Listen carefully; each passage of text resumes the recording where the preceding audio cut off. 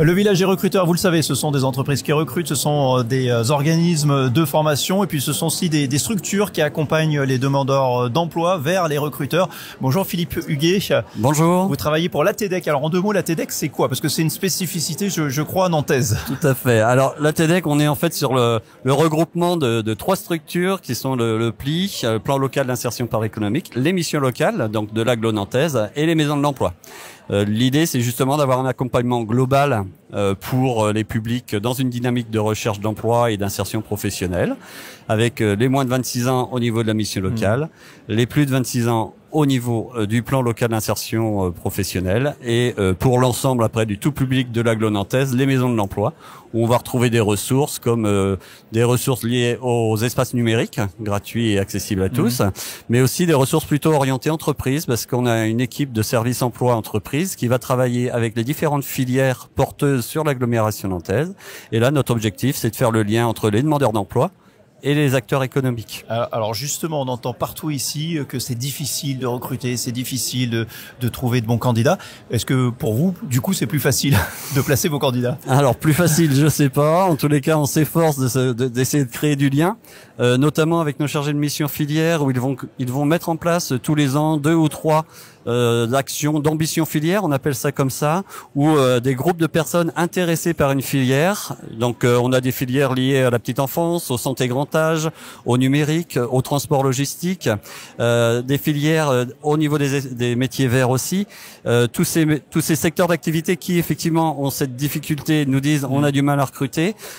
L'idée, c'est que pendant ces quinzaines d'ambitions filières, on a tout un travail avec nos partenaires économiques du territoire, avec des visites d'entreprise, des séances de coaching, de l'entretien, essayer de voir un peu des gestes professionnels qui va permettre aux candidats et aux employeurs de se retrouver. Ce qu'on entend aussi beaucoup ici, c'est le critère numéro 1 déjà depuis plusieurs années. Ce sont ce qu'on appelle les soft skills, hein, le savoir-être. Comment vous accompagnez vos publics sur ce travail autour du savoir-être?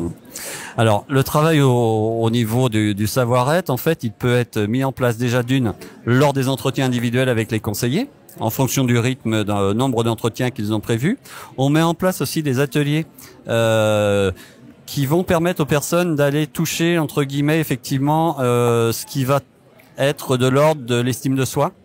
On va avoir aussi des ateliers liés à la préparation aux entretiens d'embauche qui vont amener la personne aussi à se centrer et à s'approprier son parcours et son CV pour ne pas être mis en difficulté devant l'employeur lorsqu'ils seront en entretien. Donc on a des petites actions comme ça qui vont venir toucher du doigt comment je fais pour effectivement bien faire comprendre à l'entreprise que j'ai envie d'y aller et que j'ai des compétences à développer avec eux. Et juste un mot rapidement pour terminer. Est-ce que ces candidats aujourd'hui via la mission de locale, du PLI, ils ont conscience finalement qu'ils ont presque le pouvoir aujourd'hui? C'est-à-dire qu'aujourd'hui on vient les chercher, quoi. Alors bon, vous m'auriez dit ça l'année dernière, oui, j'aurais été effectivement, on vient bien leur expliquer, et puis c'est ce qu'on propose aussi, parce que les entreprises viennent vraiment vers nous lorsqu'elles ont une difficulté et lorsqu'elles n'ont plus effectivement de compétences disponibles sur le marché du travail. Donc là, elles font un peu l'effort de venir vers nous pour être un peu plus dans l'acceptation de devoir embaucher des personnes plus avec des savoir-être, et les compétences, ils arrivent à les travailler après en interne à l'entreprise.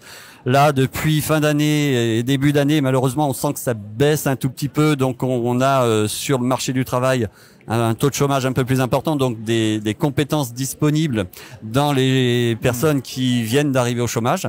Donc, c'est eux qui vont être embauchés en priorité. Mais il n'empêche quand même que pour les personnes qu'on accompagne, la relation qu'on peut avoir avec les acteurs économiques du territoire va faciliter cette mise en relation. Et on essaye en tous les cas que s'instaure une relation de confiance avec nos équipes pour que à un moment l'entreprise se dit allez banco, j'essaye d'embaucher cette personne. Voilà, justement, la mise en relation, le fait que ça matche, c'est l'ADN du village des recruteurs de Nantes ici. Merci beaucoup. Merci à vous. Très bonne journée.